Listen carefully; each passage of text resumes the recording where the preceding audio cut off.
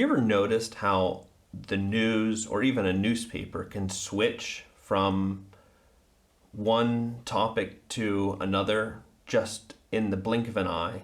There's a program that I sometimes watch for news, and in 2 seconds they can move from showing the most atrocious scenes from some other part of the world where some dictator is in charge to then talking about the sports results.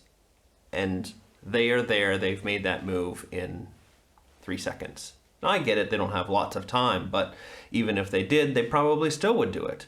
And that really has to do with our sense of values, or maybe lack of sense of values. The thing is, you can't have a sense of what's right and wrong unless you know what's valuable and not valuable, because otherwise you wouldn't know what to promote, what to make better, and what to avoid, what to try to diminish. You have to sort of know what's important and what's not important. So let's talk about those things today.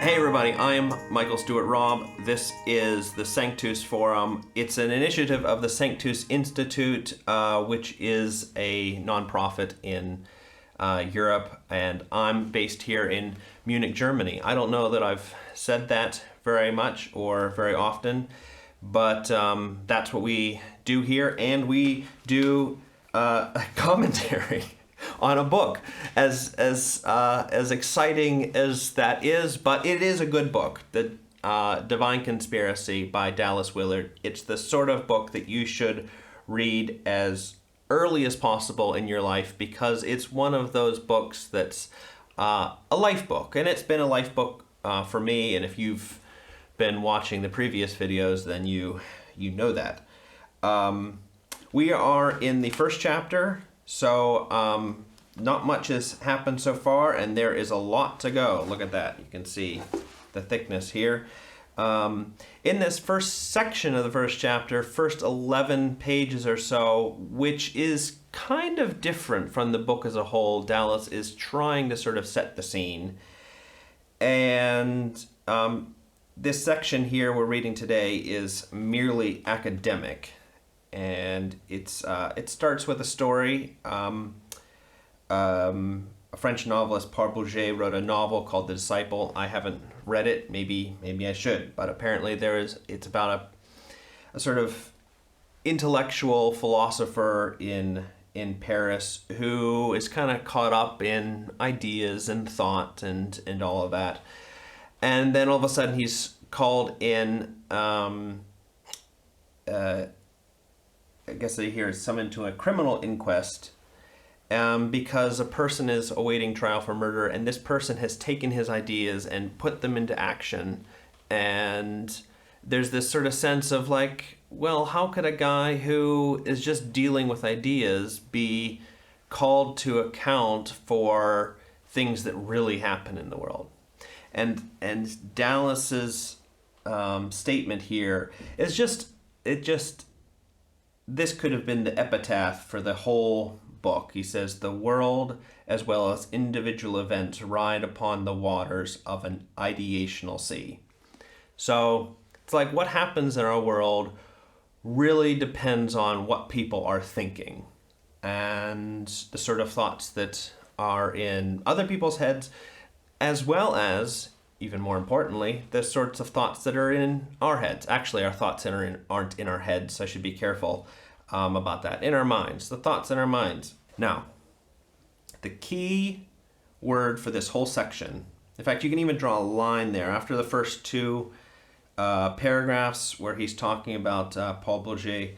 You can draw a line, because now he's going to switch and he's going to talk about absurdity as an idea, which is discussed in sort of intellectual circles on the university, but has very practical outworkings in our society. and for our lives. So that's the idea, and what he's saying is that, well, let's just look at it here. The absurdity of our existence now falls upon the masses of humanity through several generations of intellectual and artistic elites. What absurdity means is that there is no clarity about what's valuable and what's not valuable. Our system of values is just gone, out of whack. We can't distinguish between one important thing and another important thing. There's no basis for knowing those sorts of things. And he says that this is sort of recognized in art through the interest in the cute and the clever, which he says has some aesthetic possibilities. It's a little known fact that Dallas actually taught a class at USC on aesthetics. We don't usually think of him as an art critic or as a philosopher of art, but he had a class that he taught there. He loved teaching it and wanted to teach even more of it. But he does kind of know what he's talking about here, and he's going to name Picasso as sort of one of the most brilliant examples of what you can do with this. But it's not long after Picasso that it fades into stuff that's really not all that brilliant. And so now lots and lots and lots of people can be cute and clever, and you see that on a place like Instagram, where just a few tools and tricks and you can present a certain kind of world. Photoshop things in Photoshop. It's interesting. Photoshop is like the Picasso tool of art. Yeah, don't quote me on that. I need to think about that one a little bit more. So he gets down here, last paragraphs, he's just talking about just regular stuff that we see. The Simpsons, sitcoms, soap operas. All of this is just communicating absurdity. Now, I do think there are some values in there. There's some values for family. There's some values of comfort. There's some value for having a good time. And so there are some, I don't want to say redeeming qualities, but some things that they're saying these are really important. And finally, he talks about the bizarre selections and juxtapositions imposed by what is called news.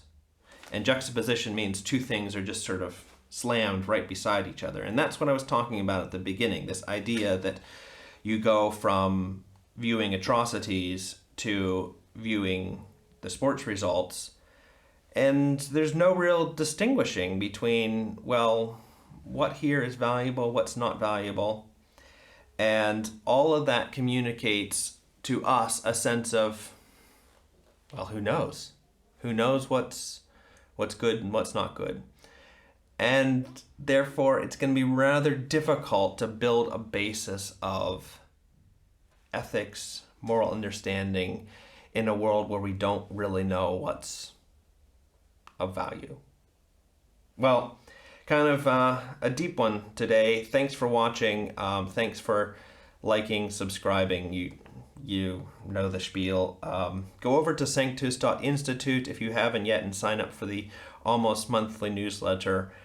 And I will maybe write some. Otherwise, we will see you next time. And if you have questions, send them to info@Sanctus.Institute, especially about upcoming sections, and we'll see if we can get some answers to those. Bye.